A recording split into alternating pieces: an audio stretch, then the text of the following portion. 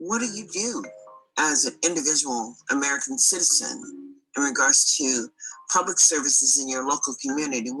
How have you become engaged in the process? How do you feel that it's either your responsibility or not your responsibility? Have you created a nonprofit organization to work in your community? Who works in your community in nonprofit organizations? How are those programs being measured for the maintenance of effort? And how long have programs been in place that are not functioning, that are not benefiting? When we look at public school, understand public school is not just a choice. It is not. In America, public schools is the continuance of the plantation.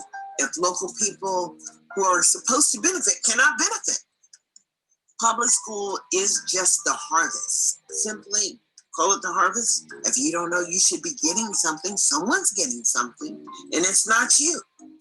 I'm telling you, enough of the failure in public education. This is what we've come down to.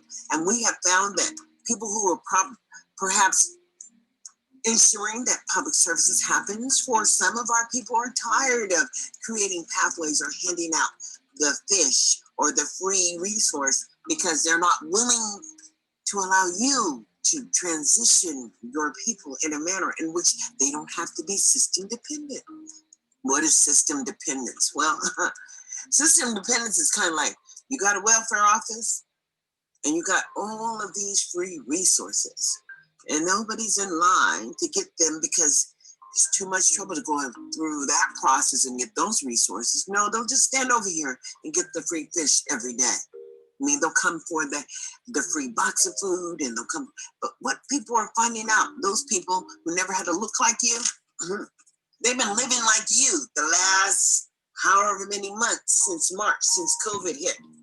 They don't like it. Do you blame them?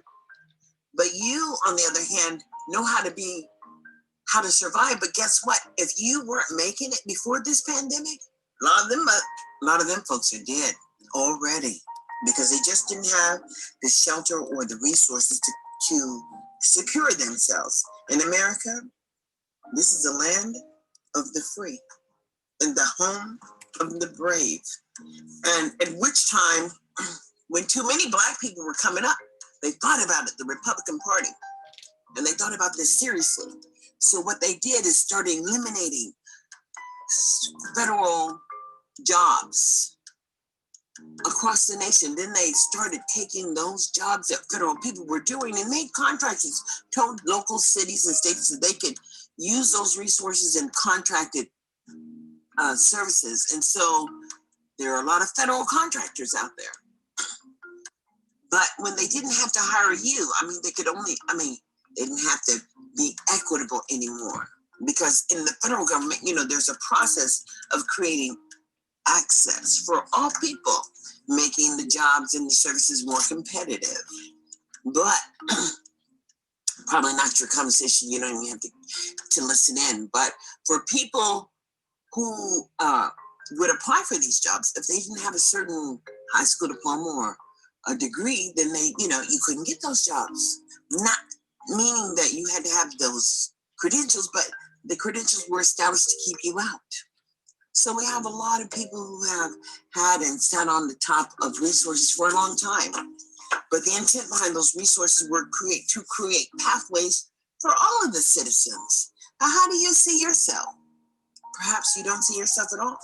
It's difficult for me to understand that perhaps, I have talked to people who sit on committees, who understand the inequities that are going on, but guess what?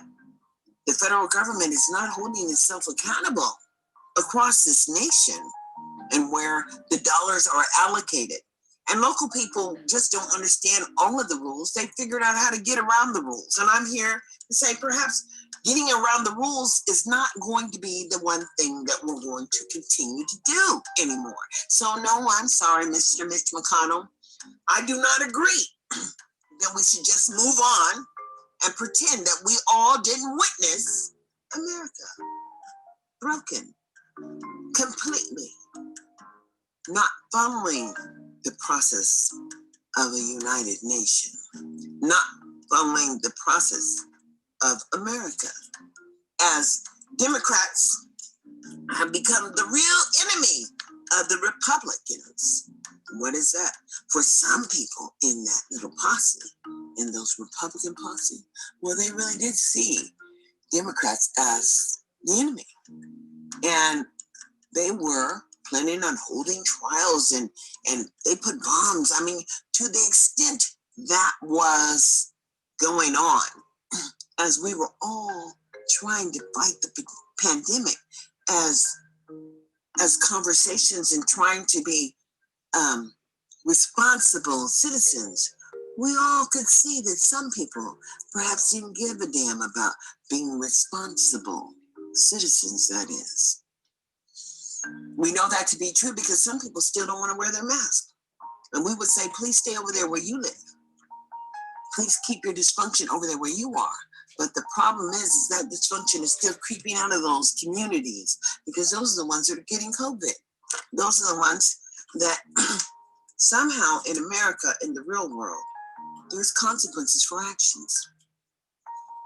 And I can just tell you that life is not easy. Public education is amazing. It can work.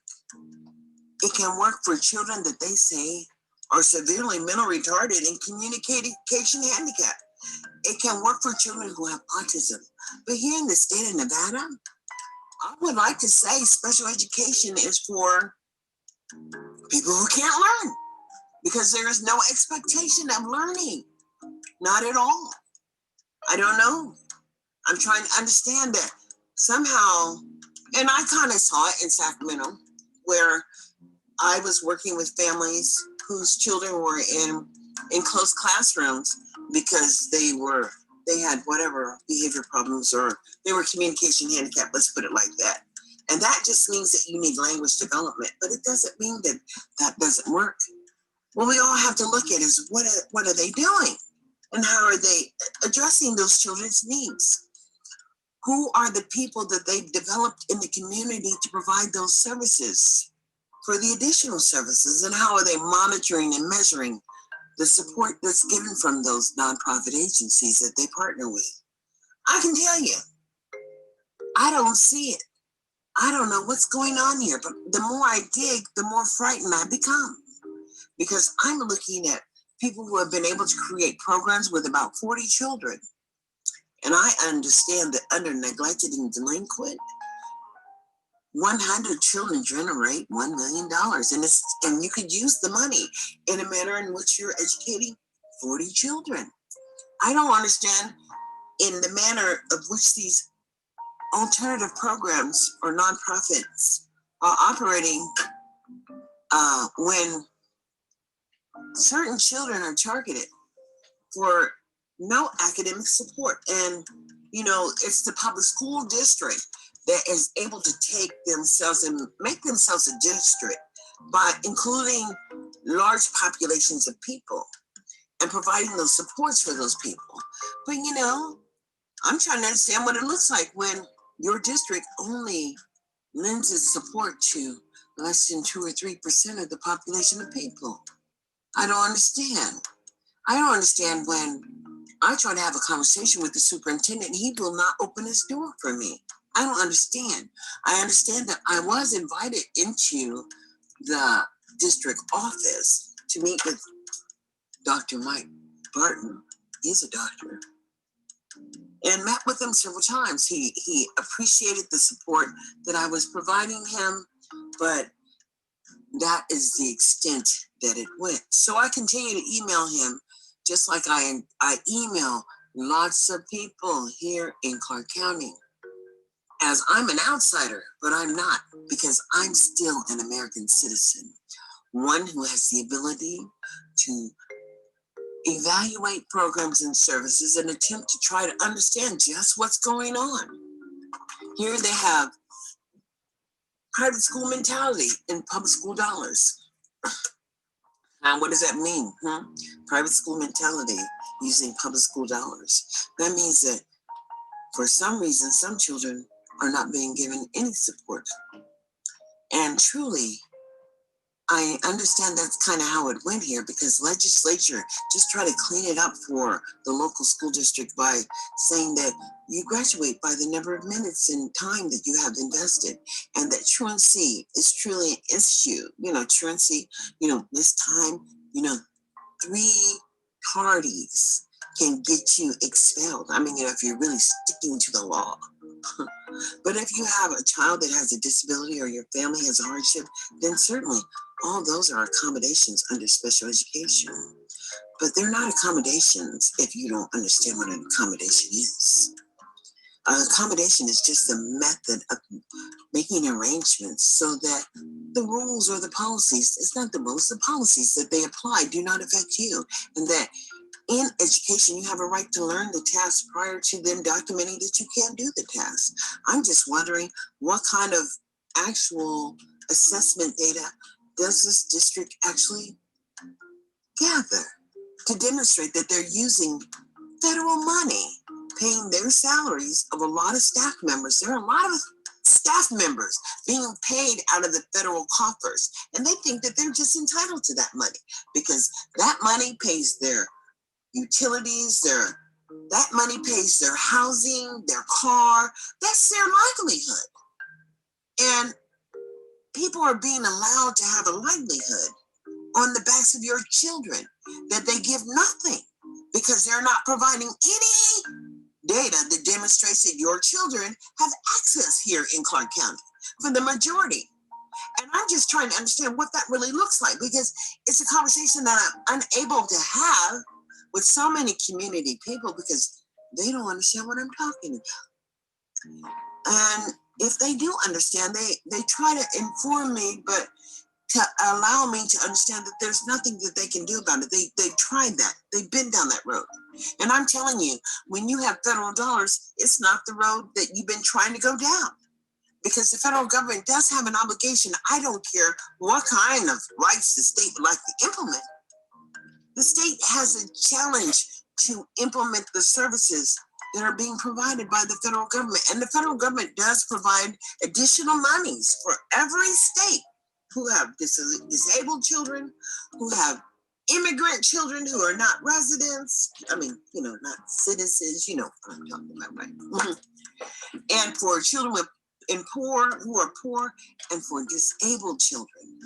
And when they start talking about the underfunded mandates of special education, well, then guess what? They understand that those are the way that they can get around a lot of the federal regulations when allowing their children to have services that their children are not generating under gifted and talented, because you could be a gifted child and still receive special education services. Because special education really just targets the additional support, but monitors the support that they're giving you to document that it's being effective. Federal use of allocations must be monitored. But when you're living in a state that has figured out that local control is everything, because these Republicans are willy-nilly and they say they're not willing to walk off the cliff and jump down a road that they're not going to know how much it's going to cost them to recover from. Well, that means that if you've never had any services in your community, don't think that they want to provide you services right now, because they don't. But the real deal is that as an American citizen and the requirements under the federal government, every child has a right to a FAPE. What is a FAPE? A FAPE is a free and appropriate public education. Well, what does that look like? It looks like benefit. That's what it looks like. It looks like Lauryn Hill paying that $2.3 million because she didn't have another opportunity to change anything. Otherwise, she was going to do some jail time. That's what it looks like. It looks like that perhaps there are laws that are implemented that force us all to participate, irregardless when it comes down to providing the resources, because every child generates a certain dollar. And what is this scholarship that they like to give to people here in Nevada to go to alternative programs? How does that work? I mean, what does that really look like in the data side? I would like to know. I mean, because they're using this money and they have a lot of people who are working out of Title I. Just get the list. And then ask yourself, actually, who are those people providing services to? Because they're not providing services to the children who are generate those funds. They're not providing services to the children who are generating the money. The money doesn't follow the children. And that's the problem. Because you see, if there are people who will sit in positions to ensure that that access happens, well, I'd just like to know what the hell happened. Because access is not happening. Truly, it's not. So people tend to just turn away and walk away when it doesn't work for them here. And I'm not a person that ever would walk away. Don't look forward to that. No, I'm here to tell you that there is so much work to do. But where there is really work to do is to ensure that people understand that this past election did not represent fraud. No, what it represented was the thousands of American people who live locally, whose voices were not heard, and whose, for whatever reason, people who were controlling the funding feared losing control over the oversight and the implementation of who would choose to provide the direction in which the dollars were going. And that's just real. That's what this election was about. Because this election had to do with rural and urban America. And in rural America, well, those people just chose to live out there and benefit from the lack of people who are causing chaos, basically. That's what we're talking about. People who don't have the same skill level, people who are not as smart as some, and people who have not figured it out yet. Figured out what? People who have not figured out that freedom is just not free and has never been free. Why would you let your enemy educate your child? Because your enemy ain't educating your child. Your enemy is basically standing on the back of your child. How do you have, it's real. Everyone should understand how to do self-advocacy. In America, we should all have the same opportunity to invest in ourselves, to stand up. You know what I'm saying? But that's, it happens, but it happens by what your willingness is to sacrifice your personal time to develop yourself, because no one else can do that for you. Development comes from your willingness to sacrifice and engage yourself in a process, which probably the invitation was never there, but the invitation to life is. And as you are living on this planet and you have a stake in the revenue regeneration, understand that if your people are not benefiting, it is a problem, because we all shed tears equally for the past of the ugly American history, as America has an ugly history.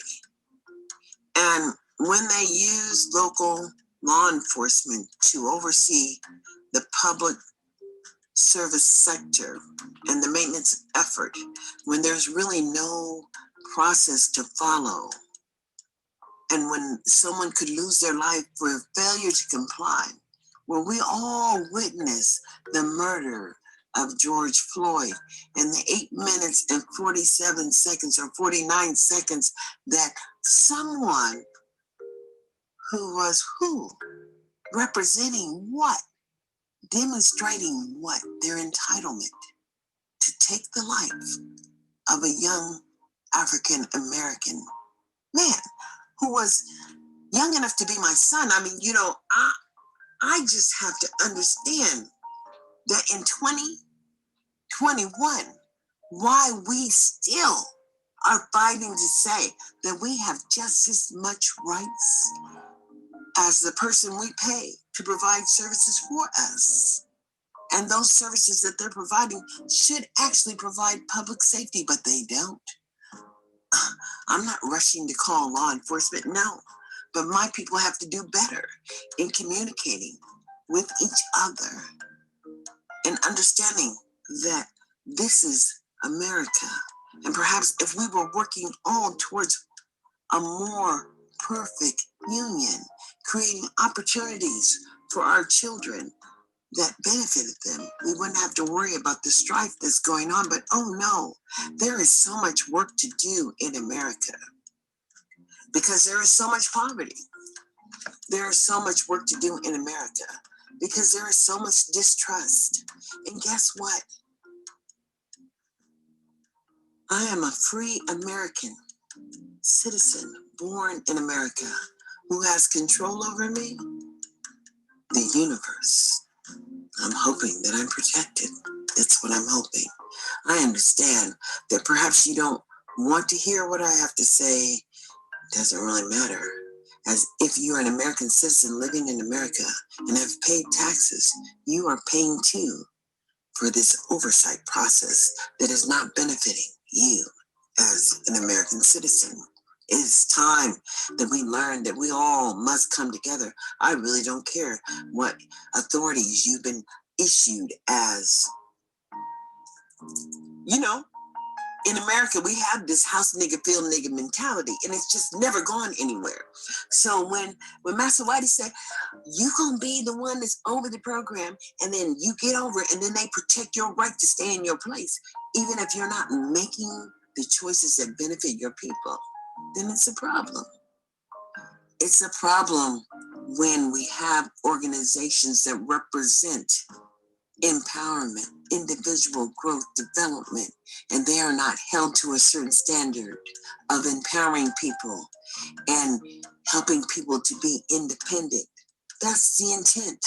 But when you're not meeting your intent, you know, it's time to level up. I got to tell you that my son had posted something on his Instagram account, and he was talking about, just what it is, just how he sees life. And the truth of it all is that there has to be a day of reckoning. And America is living under this day of reckoning, in which we all must understand that we all have a responsibility to just ensure that we are doing the most that we can do to ensure what? That the children who look like us actually have access to the American dream. And they don't. And they do if they have been given a talent, because you know what? A lot of people know how to ride those white horses. You know what I'm saying? They know how to ride a train that's moving somewhere and get on and enjoy the ride. And then there are people that just know how to love misery. So there are people that are busy demonstrating what you can do. How is it that public education became a collection of things that you cannot do? I don't understand. Without any expectation of completing the objective of training people. Where is the maintenance of effort? When I talk about maintenance of effort, I want to know truly how many kids at kindergarten age are prepared to enter into the first grade. And if they're entering, what does that look like? Because a lot of those programs and the maintenance of effort on those early start programs is not collected. And that's just true.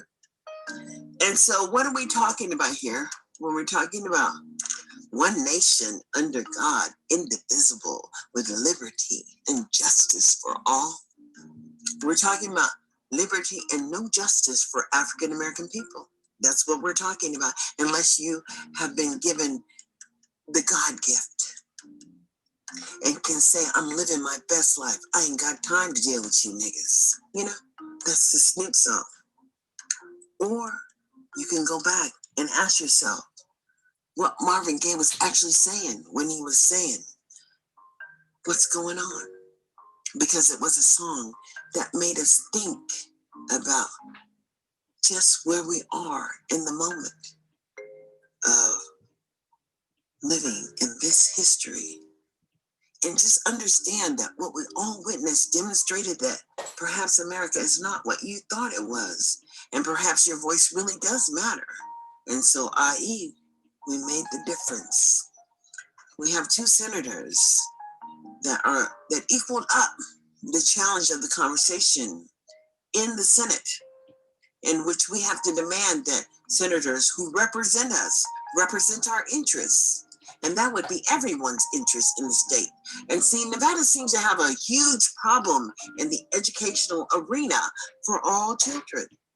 And the historic West Side does not have the Moulin Rouge or nothing that represents it.